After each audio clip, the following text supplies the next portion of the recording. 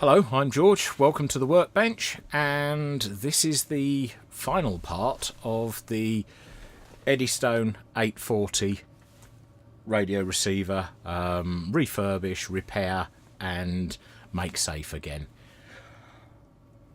I've had a few problems with it, and you notice that these bars are different.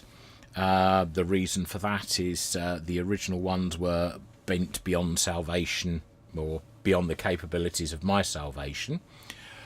And what else have I done? I've managed to fix the noise limiter switch. Let me just dig on my workbench for the old one. Now I'm going to bring this up towards the camera. As you can see, this is the old one, and it should not be able to do this. There should be an extra part at the back here which locks in between these two to limit it between the two positions side to side. To actually get these components, I've had to break up another 1957 radio, which was more of a project. I had to decide which one was going to actually be the more viable radio to get working, and this one could have ended up as parts for the other one, or vice versa. In this case, we've gone from the VHF radio, and the parts have gone into this particular radio. So let me move this paper off the top of the set. Here's the set. It is powered up, and the only problem I have is I cannot get a decent antenna signal in here. There's too much interference. I live in a town. I'm picking up PLT interference, I'm picking up LED light driver interference, I'm picking up all sorts of other bits and pieces. I did attempt to try filming this last night, and I was picking up quite a lot of DX stations on the shortwave bands. Unfortunately, I was also getting a lot of noise. So what I might have to do is I might have to fire up my signal generator and actually just show you that it is receiving in the bands, and it is perfectly capable of receiving. That's not to say it's not working at all. It is powered on, it is fired up, it is actually muted at the moment, and it is listening to a broadcast station. So I've had it playing, it's been sitting playing for quite a while, and it sounds quite nice, bearing in mind what it is, and the fact that in the UK we have very, very few AM stations left on medium or long wave, and really I'm better off trying to get a shortwave station in. So I think that's enough waffling for now. What I'm going to do now is I'm going to turn the volume up. Hi to Emma in St Albans, Bush. My boyfriend and I are both working from And as you can hear, we've been extremely productive in looking through Deliveroo menus for the past hour. It's hard work deciding what to have for lunch on a Friday afternoon. I know, and it can be very stressful. We're listening to one of my favourite commercial stations. I'm going to turn that back down a little bit so that you can hear me rather than the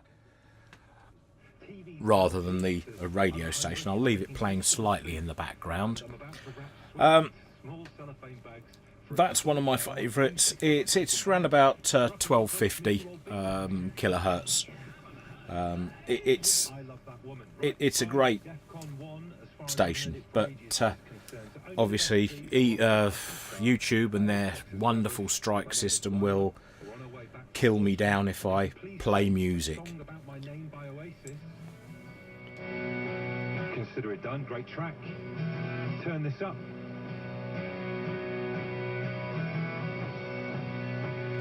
And that's about all I'll get away with before I get a strike. So I'm going to now tune off that frequency.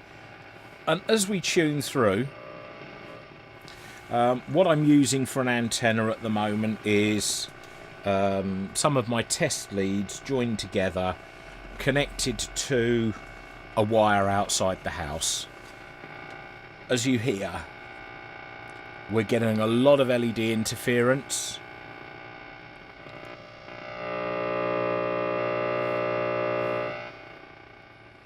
There's some stations there on 80 metres on the handband. Right, now to go up a band and let it come back in. Now we're working on number 3, so we're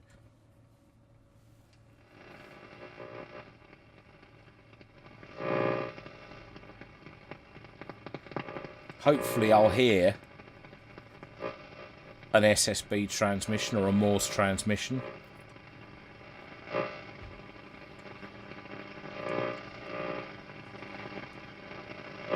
No, just regular wall warts, and I'm probably just as guilty myself.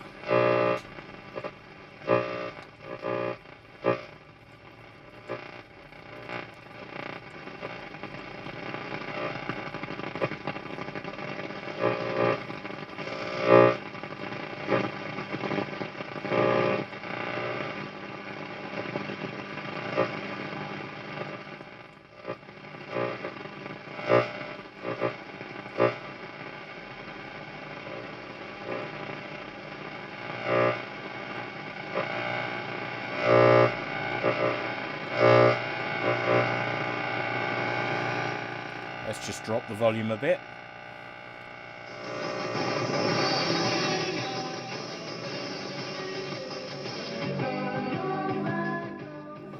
And there we are another commercial station at the top end of the broadcast band. Again, can't dwell on that. So let's go up to the next shortwave range, which is around about 3.5 up to 10 megacycles. See what we get there. Last night I was picking up China and Greece. Let's see what I'm picking up today. It would have helped if I'd have had the RF gain control up, I suppose.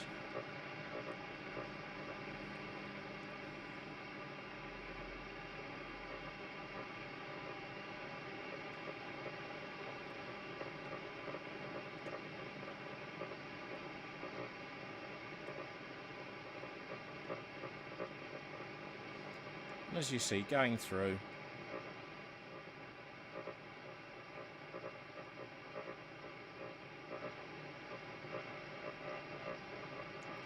All we're getting is noise.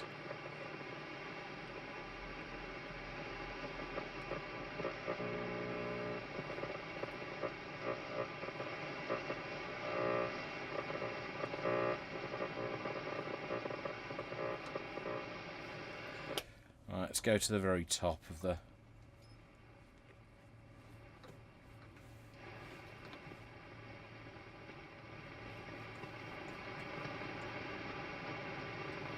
Now, some of it is the limitations of the antenna.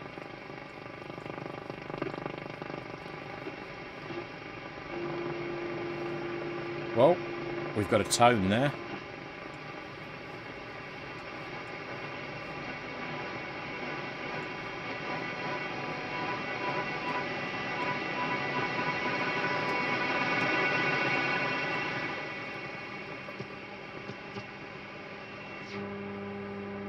Another carrier of some sort.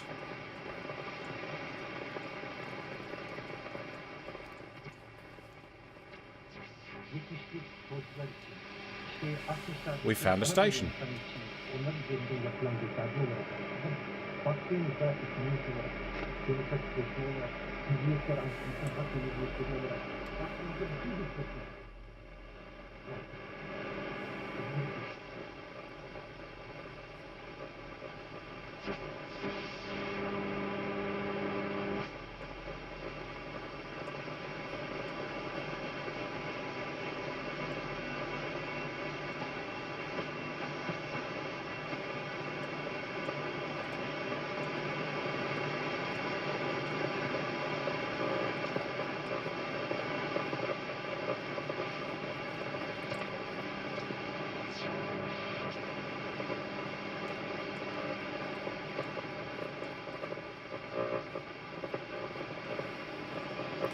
So as you see, noise, noise, and more noise. Now, I think the only thing to do to actually show that this set is working is for me to fire up my signal generator and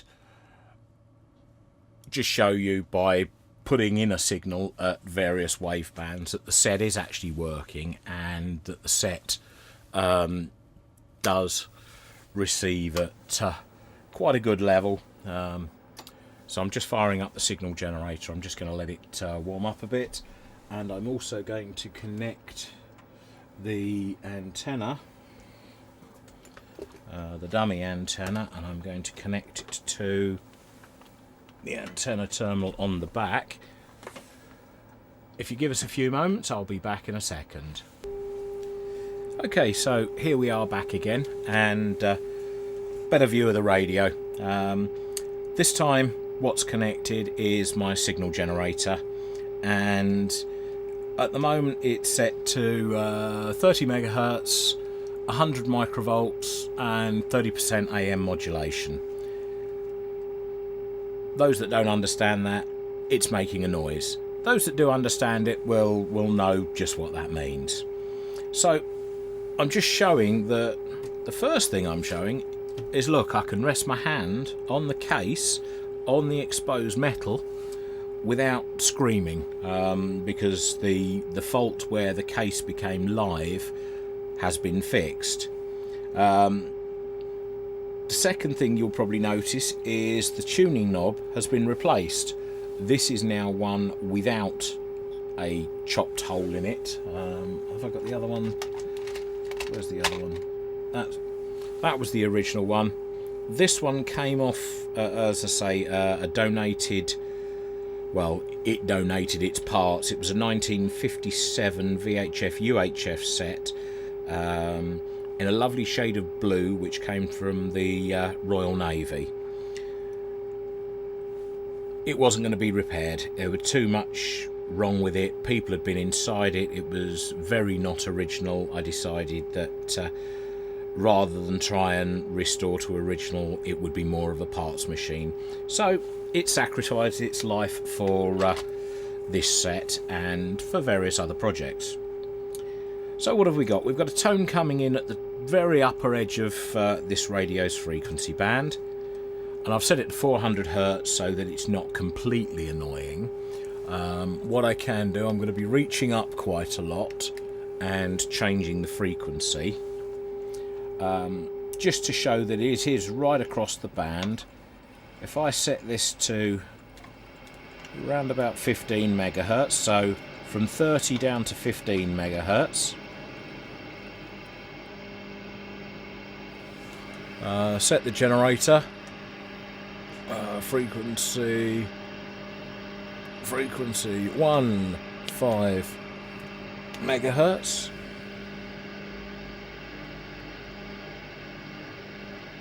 We should find the tone. There it is.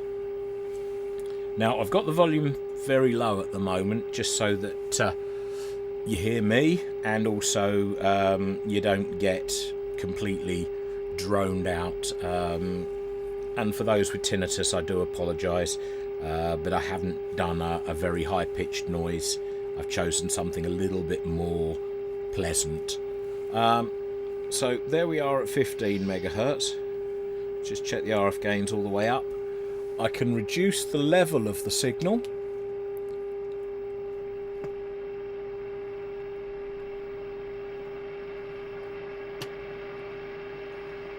And the signal's just there.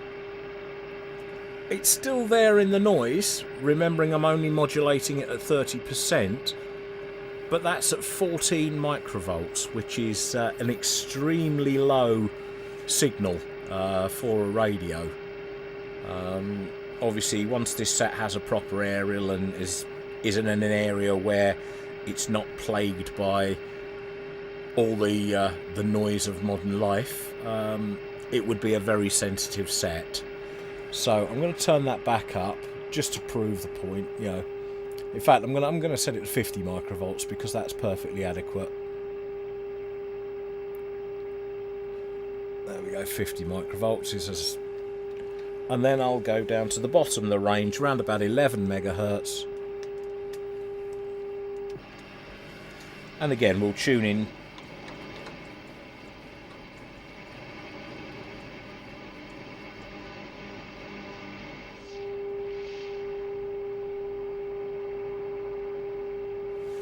And there we go, 11 megahertz. So that's the first shortwave band from, I say, about 10.5 to 30 megacycles. Megahertz, megacycles, call it what you will. So let's go to the next band. We're around about 3.8, so I'm going to set the generator to 3.8.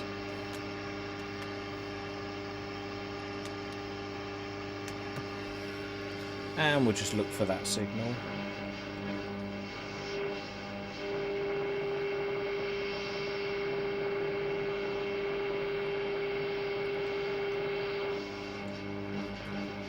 Make sure I'm on the right one.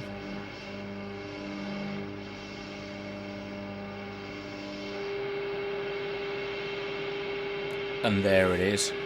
I'll increase the strength a little bit. Off gen level, let's bring it back up. Make it a fully quieting signal.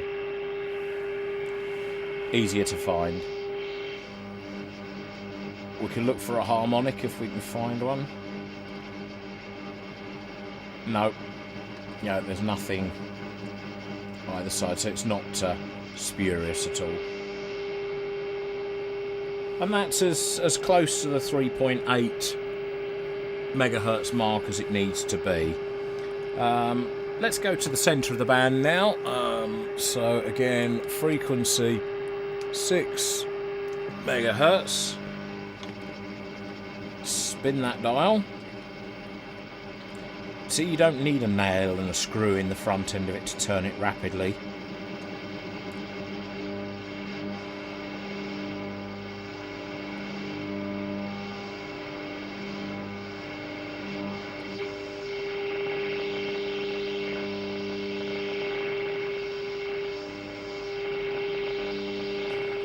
And it's actually picking up something else. There's a... If I reduce the gain, you can hear that it's actually heterodyning with something else just there.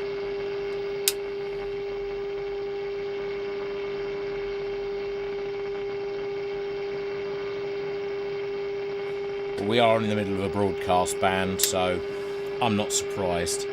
Let's go up to 10 megahertz.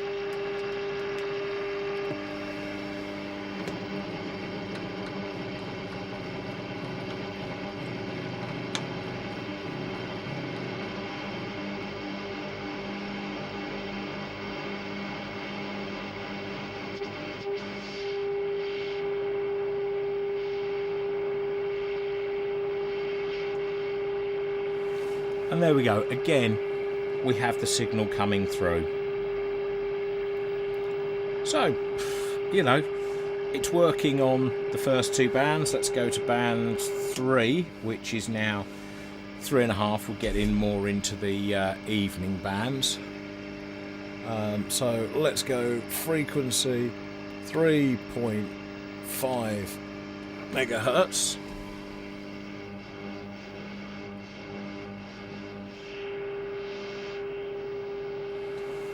And there's the signal there again.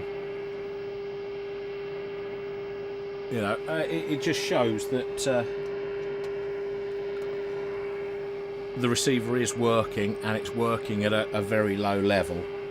We'll do the same.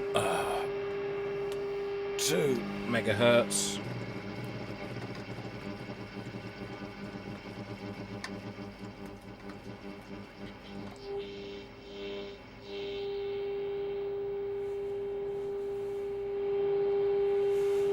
Yeah, it's a working receiver. What can I say? Yeah, let's go the whole hog. 1.4. Helps if I put 1.4, not 1.4, and the receiver will accept that. Past the broadcast station. There we go. It's still there. It's still working. We go to the bottom band, 500 kilohertz. 500 kilohertz.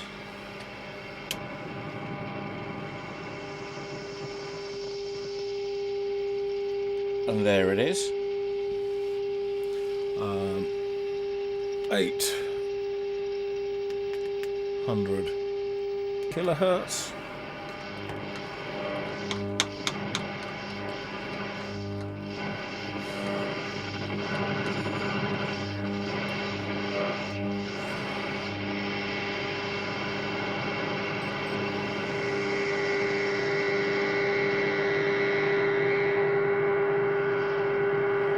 Now there's the signal, but it's actually mixing in with some major form of RF interference without looking round my house, next door's house, and every other house in the street. I'm not going to be able to trace that down. Maybe a project in the future will be to build a directional AM antenna and be able to null some of this out. But it's there.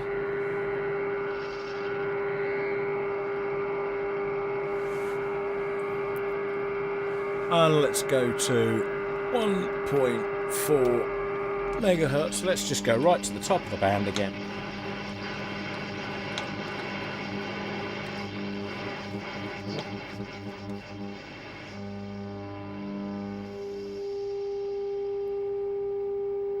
And there it is. It's receiving all bands, all the frequency ranges, and even with the dummy antenna plugged in,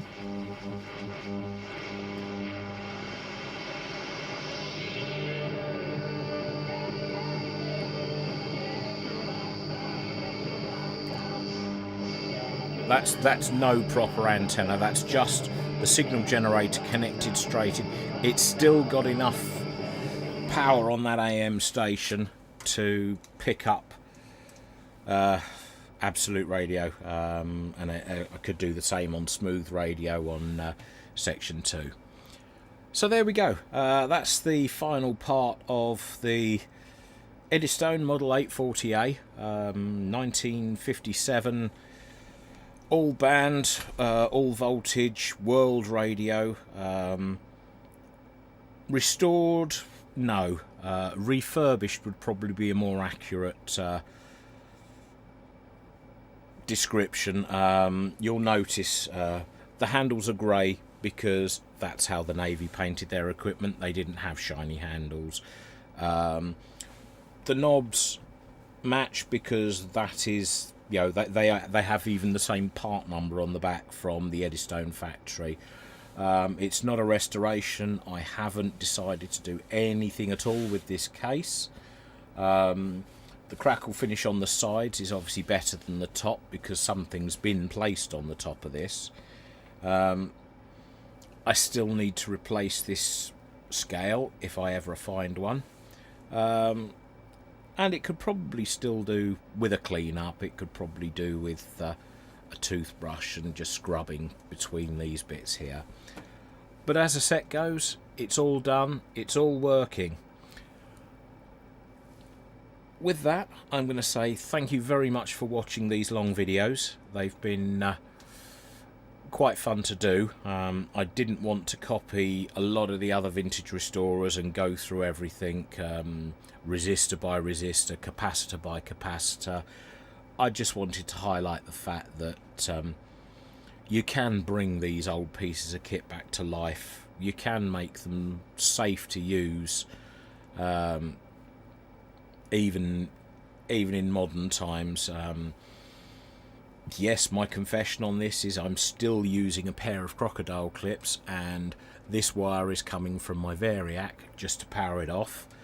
It's also coming through an isolation transformer, so that there's a little bit more safety there. But when I connect it direct to the mains, it doesn't try and kill me anymore. So I'd say that was a win. Thank you for watching this series of videos. If you like what I do, please subscribe. Please leave comments. Tell me what you'd like to see more of, whether I'm doing things right or wrong, or whether you need to see more complicated parts being done, or whether you're just quite happy to see me start a few bits and put it in a box like this one. Just let me know. I always take the comments, and I try and read every single one of them. If you do like what I'm doing, please don't forget to click the bell icon as well, and that will notify you whenever I upload a new video. I try and get at least once a week out, maybe twice a week. It all depends on what's going on, what work shifts I'm doing, because this is my hobby. This isn't a full-time job. So what can I say now, but I'm going to leave you with this radio. I'm going to turn the signal generator off, and we're going to use just a little bit of the lead.